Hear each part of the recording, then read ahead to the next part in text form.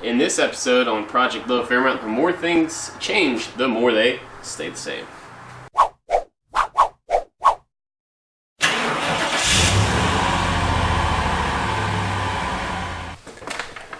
Welcome to the channel. My name's Grant Tommy. This is Straight Six Fan, where I like to focus on budget-minded, relatable, creative builds, a little something I like to call offbeat hot rodding, helping you build your hot rod and your confidence. And today, can you imagine what we could possibly be working on? Could you guess right now? Anyway, it is Sunday, the normal work time, the normal recording time, and so much has taken place on this car over the past 2 days, so let's bring you up to speed on that. So yes, I took off early work on Friday to get a jump start on working on this blasted caliper back here that we've had issues with, as you know from the last couple episodes now. As promised, this is not being uploaded on Sunday, the day I shoot it. Just give myself a break. I think it's gonna work better if I start from the back. If I work from the end result and work towards the history. I don't know, that doesn't make any sense. Just bear with me. So, the original caliper that I couldn't figure out where it was leaking from, at the end of the day, it was this guy. It was either right here, where the rubber hose meets this fitting, or it was just the banjo fitting here. I don't know, had some sort of imperfection, or maybe it's just the washer, whatever the deal was. Fluid was leaking from this guy, but I thought it was my caliper. So that's when I bought that replacement caliper, only to find out that leaked at the piston. So on rockauto.com, I ordered a replacement for the replacement caliper, only to come find that that caliper didn't have the same parking brake eyelet as the as my original one and as the first. So I put the second replacement caliper on Friday. It still leaks fluid again from this. That means I figure out, you know what, I just need to replace this guy. So I order one of these Friday night on the phone from O'Reilly's. And if you've been following me on Instagram, I did a story about this. But anyway, so I get this in Saturday morning. I get it all hooked up. That's when I discover the parking brake eyelet issue. So I'm like, crap, well I can't use the second replacement caliper. So then I wind up rebuilding the first replacement caliper with my rebuilt caliper components of the one that you know from, well, I'll leave a card up here. This will fill in some blanks for you guys. But anyway, so I get that all back together finally on Saturday. So here we are on Sunday. On paper, all I have to do is bleed the brakes. So today we are going to be vacuum bleeding the brakes. So product display upside down, check that out.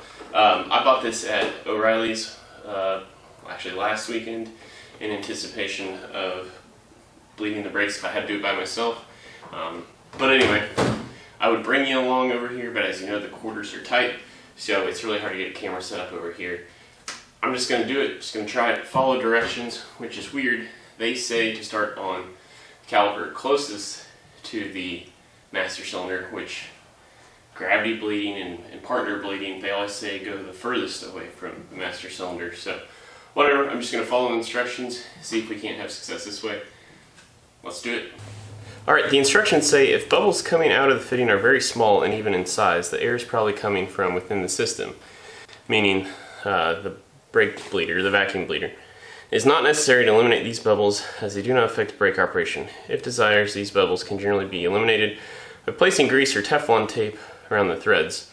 So, I haven't done any of that. So, what I've been doing is back checking myself against it by gravity, just doing a gravity bleed after I think I've got it to where I need to with the vacuum bleeder. So we're done bleeding the brakes, back to where we were about 2 weeks ago. I'd be lying if I wasn't gonna tell you I'm scared as hell to get in there. I'm sure as soon as I put my foot on the brake to start it, I'll know if I've got air or anything in the system, but the way the brakes bled, I feel really good about it. I don't see any leaks anywhere, but for some added precaution, There's my little safety net for backing this out in case I just frankly lose everything. I'm not gonna end up in the neighbor's yard, but alright guys, here goes nothing. Okay, like I said, scared as hell. Here goes nothing. Okay, actually brake pedal pressure feels good now. 2 pumps.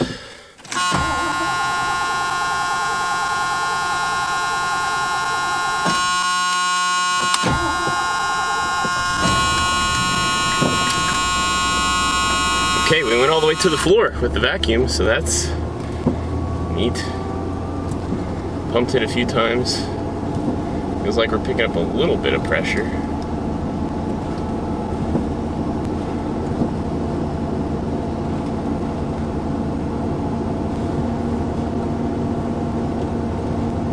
I don't like that. If only I could get to neutral.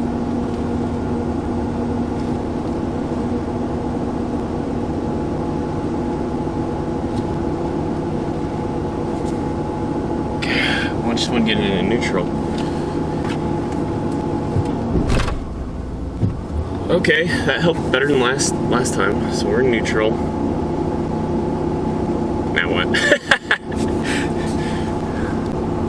Alright, I want to just get this out in the driveway so I don't fume up the garage. And hopefully we can, maybe with my prop valve, maybe I'm getting too much fluid. Yeah, this is like 2 weeks ago.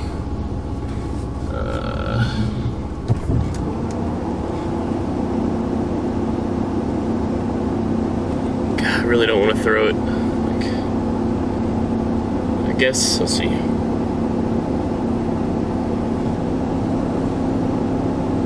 Alright, go reverse. Back to neutral. And then now I can kind of push it.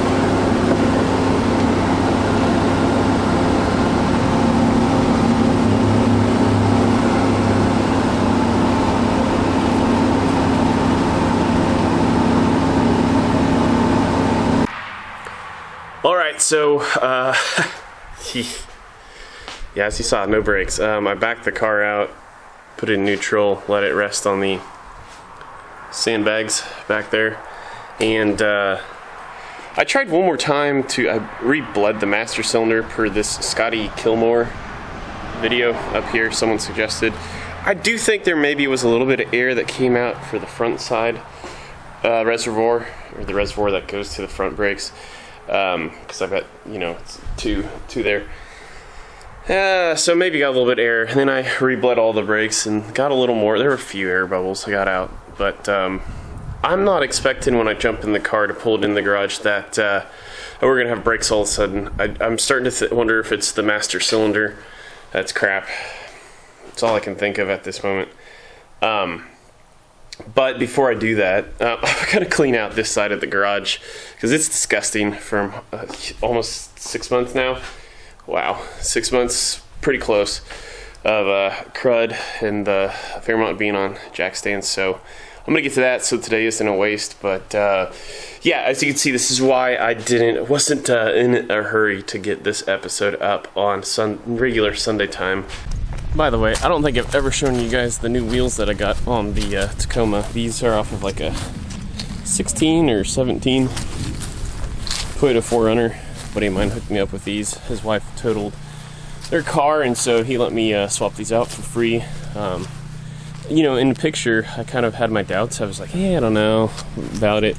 But man, once we put them on, like, I just fell in love. I think they look baller for what they are. So, a nice little aluminum. They're a 17-inch, which I previously had 16s, but anyway, thought I'd share that with you guys. Okay, not perfect, but this feels a lot better. So while cleaning the garage isn't necessarily my ideal kind of thing I'd want to do on a Sunday, you know, to honor the Lord's Day, I like to say, you know, avoid unnecessary work on Sunday. Is it something that could have been done the day before or the next day? So in this instance, since the Fairmont doesn't make its way out of the bay often, I I think this is necessary work. So before I attempt to pull it back in under its own power and probably plow into my workbench, I'm just gonna let the thing sit and idle for a while, because when I did that Scotty Kilmore master cylinder bleed, I did get brake fluid all over the valve cover and exhaust manifold, so I'll let it just warm up and burn some of that off.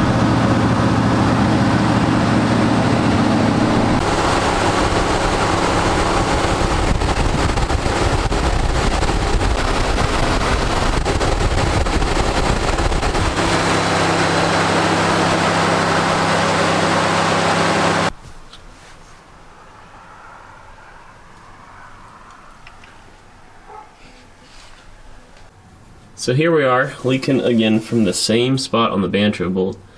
Now it has me thinking it was never about that brake line ever, but the crush washer. But what I don't understand is I've tried numerous crush washers, because both this brake line set and the new rebuilt caliper came with new ones.